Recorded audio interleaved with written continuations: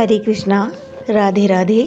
हम सभी साधक वैदेही की आत्मकथा श्रवण कर रहे हैं। भाग 81 गतांग से आगे।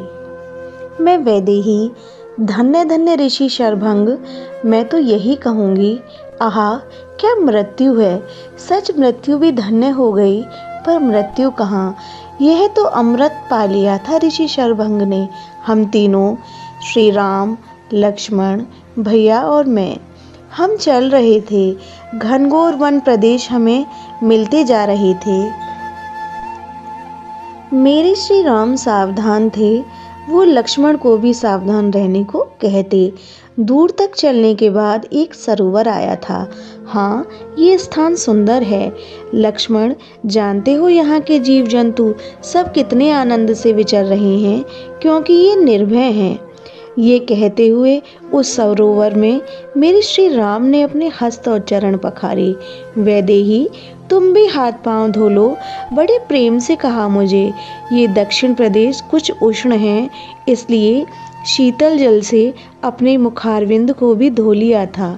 ये कहते हुए मेरे श्री राम ने, मैं आगे बढ़ी।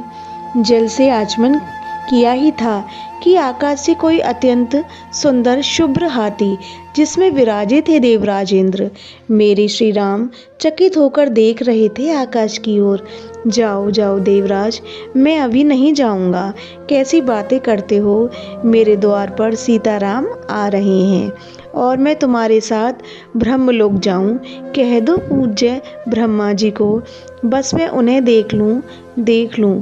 मैंने देखा देवराज सिर झुकाकर चले थे। उनका वो हाथी, विशाल हाथी, पूरे आसमान में ही छा गया था। तभी सामने से वो ऋषि दिखाई दिए। शरभंग अत्यंत कृशकाय, अस्थियों में मांस नहीं था। कहाँ से हो, अन्न का त्याग किए हुए कितना समय हो गया। शायद ये इन ऋषि को भी पता नहीं, पर ज्योतिपुंज दिव्य तेज था उनमें। मेरे श्री राम धनुष को रखकर साष्टांग प्रणत हुए थे। लक्ष्मण ने बाद में किया, मैंने हाथ जोड़कर प्रणाम किया था। हे राम, मेरे श्री राम।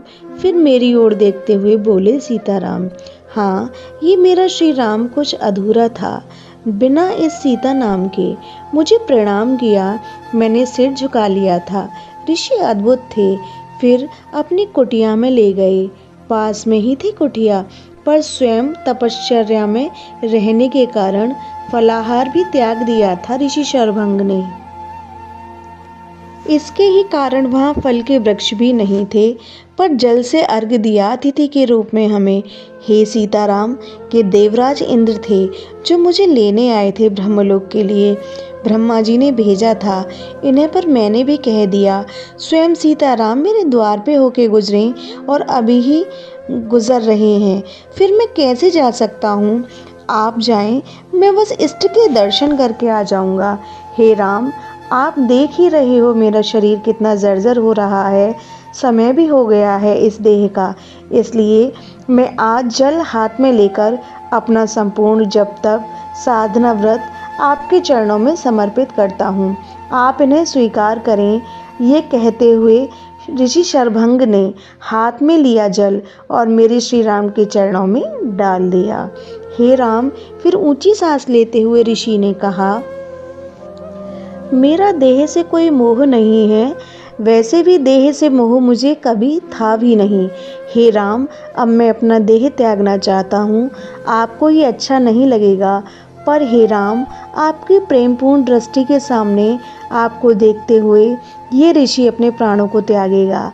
आपको मात्र साक्षी बनना है। हम तीनों ही शांत भाव से खड़े रहे। क्या बोलते। ऋषि ने इधर उधर से कुछ काष्ठ बटोरने शुरू कर दिए थे। लक्ष्मण ने आगे बढ़कर सहायता करनी चाहिए, पर वो क्षत्रिय कुमार से क्यों सहायता लेने लगे थे। स्पष्ट मना किया। लक्ष्मण को उनकी बात सही भी लगी। काष्ठ बटोर कर उनके ऊपर कुशा बिछाकर पद्मासन में बैठ गए थे ऋषि शरभंग। ओह, उन्होंने त्राटक शुरू किया। हमने देखना शुरू किया था। हल्की मुस्कुराहट जो शांत होती जा रही थी। सीताराम सीताराम, ये ध्वनि निकल रही थी, पर वो भी बंद हो गई थी। शांत भाव से त्राटक मेरे श्री राम के मुखमंडल का, पर पता नहीं कब वो ज्योति पुंज बन गए। प्रकाश, तीव्र प्रकाश, ओह अग्नि की एक चिंगारी निकली। अग्नि पूर्ण प्रज्वलित हो गई थी, पर ऐसी अग्नि जिसमें धुआं नहीं था, सुगंधित अग्नि। और वह अग्नि लौ की तरह उठी थी। वह अग्नि कांप भी नहीं रही थी। ऋषि शरभंग के देह से उठी अग्नि कुशा में फिर काष्ठ में लग गई थी। ओह पूरा वन प्रदेश सुगंधित हो उठा था। पर ये क्या, अग्नि जैसे ही शांत हुई, उसमें से एक अत्यंत सुंदर कुमार हाथ जोड़ते हुए आकाश की ओर बढ़ा। उसने आकाश में जाकर हम तीनों की परिक्रमा की और तीव्रता से उड़ चला। इतनी तीव्रता थी जैसे विद्युत, और वो विद्युत अंतरिक्ष में विलीन हो गई थी। मेरे श्री राम सहित हमने उनकी उस चिता को प्रणाम किया। नेत्रों से अश्रु बह चले थे मेरे श्री राम के। धन्य धन्य ऋषि शरभंग। मेरे श्री राम भी यही कह रहे थे। यह प्रसंग अब यही विश्राम लेता है। हरे कृष्णा, राधे राधे।